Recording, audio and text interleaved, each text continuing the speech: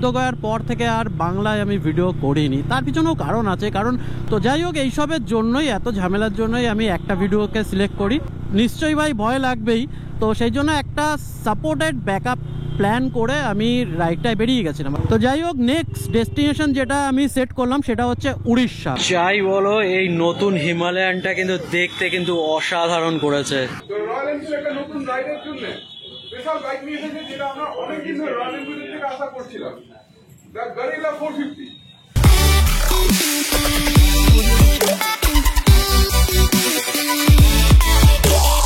Hello guys, what's up and welcome to DS moto adventure Bangla.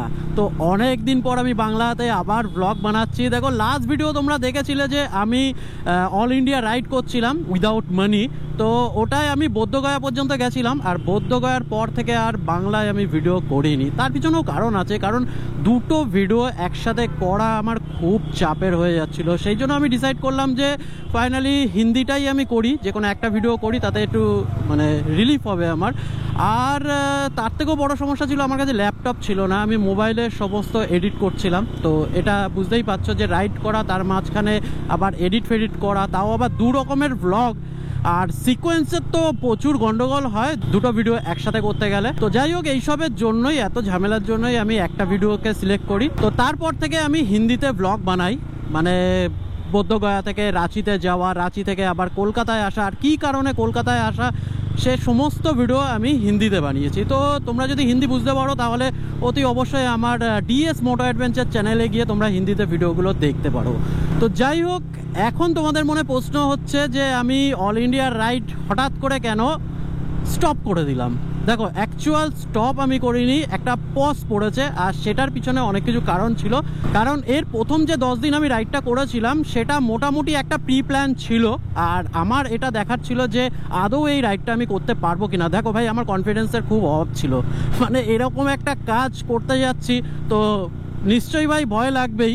তো সেই জন্য একটা সাপোর্টেড ব্যাকআপ প্ল্যান করে আমি রাইডটায় বেরিয়ে গেছিলাম। আর রাইডটায় বেরিয়ে গিয়ে আমি অনেক কিছু দেখলাম যে কিছু কিছু জিনিসপত্র রয়েছে যেগুলো আমার কাছে দরকার, মানে যেগুলো আমি নিয়ে যাইনি, তো সেগুলো নেওয়ার ছিল। আর আমার কাছে ফটোগ্রাফির ইকুইপমেন্ট ছিল, ডিএসএলআর ছিল, গিম্বেল ছিল, আর সেইগুলো আমি ভাবলাম যে বাড়িতে রেখে যাওয়াটা উচিত, মানে ওই সব জিনিস ইকুইপমেন্ট নিয়ে মানে অল ইন্ডিয়া ঘোরাটা আমার উচিত হবে না। তো সেই জন্য ওগুলো রাখতে চলে আসলাম বাড়িতে।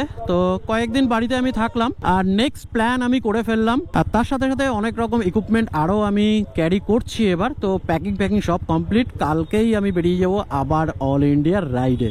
তো যাই হোক, নেক্সট ডেস্টিনেশন যেটা আমি সেট করলাম সেটা হচ্ছে উড়িষ্যা। কারণ আবার বিহার সাইডটা যাওয়াটা আমার ঠিক হবে না, কারণ এমনিতেই 450 কিলোমিটারের পেট্রোল পুরো ওয়েস্ট হয়ে গেল আমার। আর হ্যাঁ, অনেকেরই প্রশ্ন যে এই পেট্রোলের খরচাটা কিভাবে ম্যানেজ করছি। দেখো, তোমরা যদি আগের ভিডিও দেখে থাকো তাহলে জানবে যে এই পুরো রাইডটাই জোগাড়ের উপর দিয়ে যাবে, মানুষের হেল্প নিয়ে হবে, বা কোনো আইডিয়া লাগিয়ে, বা কোনো বিজনেস করে রাস্তায় চলতে চলতে। তো এইসব ভাবেই এই রাইডটা কমপ্লিট করব। তো তার মধ্যে প্রথম যে রাইডটা আমি করে আসলাম 10 দিনের, তো সেখানের পেট্রোলের যে খরচাটা সেটা আমার ম্যানেজ হয়ে গেছিল।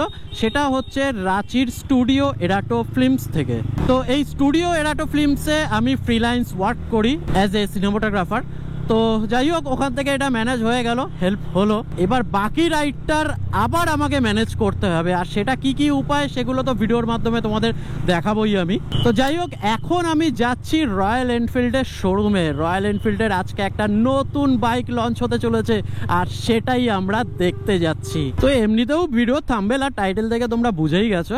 তো চলো এবার শোরুমে যাই, শোরুমে গিয়ে দেখি ফার্স্ট লুক, মানে নতুন বাইক লঞ্চিং, মানে ফার্স্ট লুক আমরা দেখতে যাচ্ছি।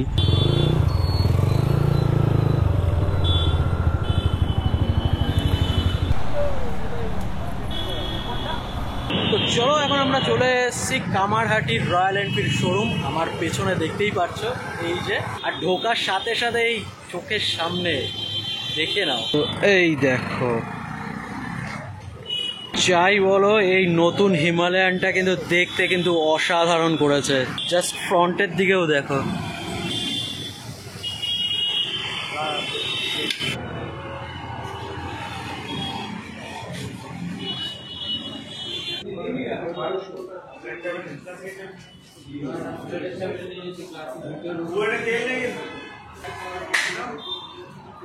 I'd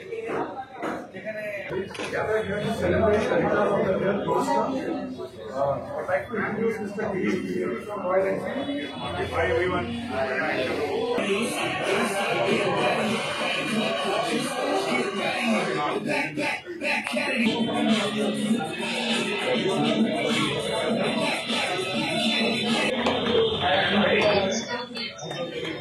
তো রয়্যাল এনফিল্ড একটা নতুন রাইডের জন্য স্পেশাল বাইক নিয়ে এসেছে, যেটা আমরা অনেকদিন ধরে রয়্যাল এনফিল্ড থেকে আশা করছিলাম। দ্য গরিলা 450 একটা রেট্রো রোড সাইড সব কোয়ালিটি থাকা সত্ত্বেও এটা একটা মডার্ন অ্যাপ্রোচ তোমরা দেখতে পাবে করেছে। এটাতেও রাইড বাই ওয়্যার আছে। তো সবাইকে বলবো সিনিয়রদেরকে দেখো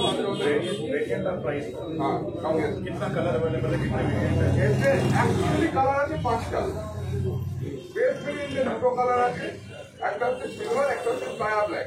প্লায়া ব্ল্যাক অ্যানালগ, এই প্লায়া ব্ল্যাক কিন্তু আবার মিড ভেরিয়েন্টেও আছে, সেটা হচ্ছে ডিজিটাল। মেন হচ্ছে এটাকে আমরা বলি tripper dash, full digital meter console. Base starting ভেরিয়েন্টে কিন্তু আমরা এটা পাচ্ছি না, আমরা মিটিওর বা সুপার মিটিওর যে টাইপের দেখেছি সেমি ডিজিটাল কনসোল। এটা কত হলো? এটা কত হলো? 254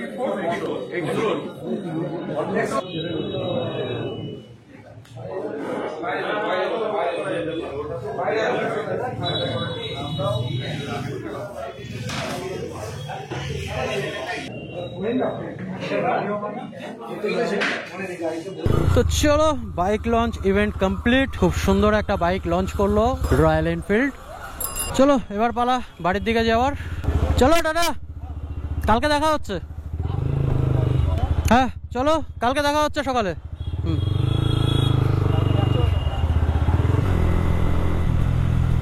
চলো বাড়ির রাস্তাতে তো চলেই এসছি, আর এখন বাড়ি গিয়ে মানে কিছু জিনিস প্যাক করা বাকি আছে, যেমন মেডিসিন বক্সটা, এইসব হাবজি ছোট ছোট জিনিস প্যাক করার আছে। তো রাতেই প্যাক করে সব রেখে দেবো, কারণ সকালে উঠেই আমাকে বেরাতে হবে। তো চলো এই ভিডিওটাকে আর লেন্দি না বানিয়ে এখানেই করি এন্ড। আর হ্যাঁ, প্রতিদিনের আপডেটের জন্য তোমরা আমাকে ইনস্টা আর ফেসবুকে ফলো করে নাও, কারণ ইউটিউব ভিডিও তো হয়তো পরেই দেখতে পাবে, কিন্তু সবার আগে আমি আপডেট দেবো হচ্ছে ইনস্টা আর ফেসবুকে। তো চলো এই ভিডিওটাকে করি এখানেই এন্ড। আবার দেখা হবে অন্য একটা ভিডিওতে। তো ততক্ষণের জন্য stay tune, take care and good by.